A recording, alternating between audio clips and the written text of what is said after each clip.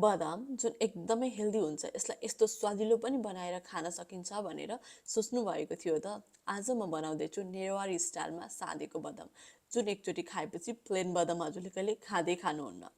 नेवारी स्टाइलमा काँचो तेल र काँचो लसुन राखेर आउनुहोस् है त सँगै।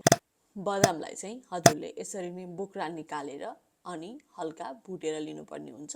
मैले चाहिँ यो दुवै काम पहिले नै गरिसकेको छु, त्यही भएर बदामलाई राखेँ। बदाम राखिसकेपछि अब मैले एक भाग पियाज राख्छु।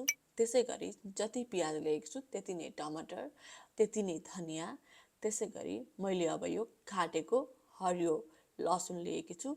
हजुरले पियाज वा लसुन जे पनि लिन सक्नुहुन्छ। त्यसै गरी काँचो काटेको लसुन अनि हरियो खोर्सानी। हरियो खोर्सानी स्वाद अनुसार राख्न सक्नुहुन्छ।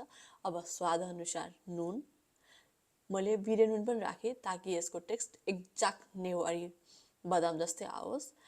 त्यसै गरी मैले यो चटपटी मसला राखेको छु, जसको भिडियोको लिङ्क म तल राखिदिन्छु र माथि आई बटनमा पनि देख्न सक्नुहुन्छ। अब मैले कागतीको रसलाई राखेँ। अब यसलाई मजाले चलाउनुहोस्। हजुरले यो बदाम सादेको खानुभएको छैन भने मिस नगर्नु होला, एकचोटि चाहिँ अवश्य ट्राई गर्नुहोस् अनि यो रेसिपी पनि सेभ गर्नुहोस् र भिडियोलाई पनि लाइक र कमेन्ट गर्न चाहिँ नबिर्सिनु होला।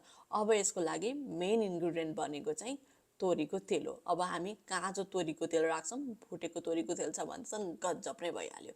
यति भइसकेपछि अब हामी यसलाई चलाउँछौँ अनि हाम्रो बदाम सादेको रेडी पनि भइसक्यो। यति सजिलो, यति हेल्दी बदाम सादेको रेसिपी बनाएर खानुहोस्, इन्जोय गर्नुहोस् र साथीभाइसँग पनि यो रेसिपी सेयर गर्न नभुल्नुहोला। र यस्तै छिटो मिठो र सजिलो रेसिपीहरूको लागि कुकिङ इज थेरापी च्यानललाई सब्सक्राइब गर्न पनि नभुल्नुहोस् है त।